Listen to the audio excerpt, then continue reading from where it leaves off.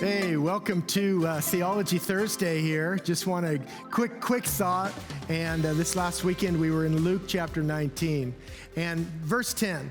Popular, kind of the key verse out of the book of Luke. The Son of Man came in to seek and to save those who are lost.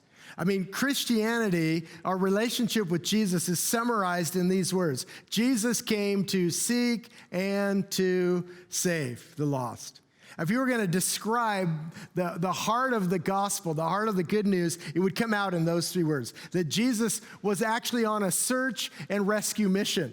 Have you been lost lately? I mean, it's harder to get lost these days. GPS and tracking and all this stuff, it is a lot harder to get lost. And most likely, you've probably been pretty close to home and you haven't gotten lost. But think about a time when maybe you were lost or maybe someone that was close to you was lost. Any parents? Any parents? You ever lost a kid?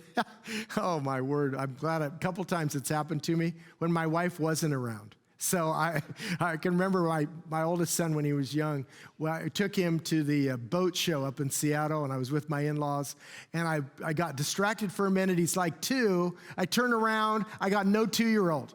I got boats everywhere. I got people everywhere. Finally, I bump into my in-laws. I'm like, hey, the craziest thing, I can't find my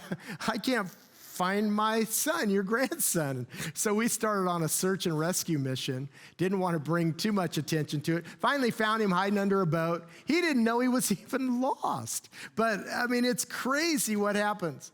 See, as a parent who's had those moments where it feels like my kids have gotten lost or out of my sight, there's an instant stress that comes over me when I realize what was most precious to me was lost. I didn't think to myself, hey, I've got other kids, so it's no big deal if I've lost one. No, I couldn't go home and go like, hey, you know what? We got 3 kids, Gloria. One of them, I was out, I lost one. We got 2 more, we'll be okay. No, that's not the way that works. That's not the way that God operates. Luke 19:10 is that simple reminder that the one and only mission of Jesus was to seek and to save the lost. Why? Because you matter, because I matter. The core of the gospel or the good news is simply that. There is no other news like this. And every other religion says it backwards. Every other religion tells us to seek.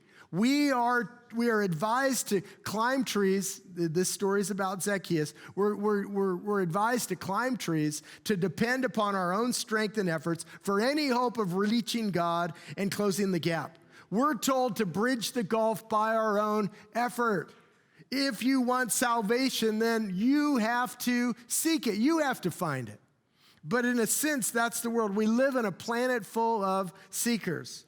We are, in one way or another, we're those who are climbing trees, maneuvering ourselves to gain some advantage, to achieve some perspective, to find some personal peace. And then, after all of that, then we find Jesus. See, we're lost in our own seeking until Jesus comes and says to us, you know what? Why don't you hurry up and come down? Stop your searching. Stop trying to save yourself. I have come to seek and to save those who are lost. See, our efforts then are silenced. All our seeking, our trying to reach God on our own, that's silenced when we learn that God has reached down to us by becoming one of us. Here we are spinning our wheels in hopes of trying somehow to get to God. And then God, despite everything we're trying and everything in its inadequacy, comes to us and he closes that gap. He closes the gap that you and I could never close, and he takes that whole responsibility and burden on himself. We are lost. We're in that space, and Jesus simply came to seek and to save. He suffered in our place on the cross. He was dead and buried. Then the 3rd day, he was raised to life. He then ascended to the Father, and there he is. Jesus sought us. He saved us, and if we trust him, he brings us into that place of relationship. Luke 19:10, Jesus came to seek and to save those who are lost. He's still looking. He's still seeking. He's there for each one of us. We don't have to make the effort to get to him. He made the effort to get to us. Hey, it's Theology Thursday. Make it a great day.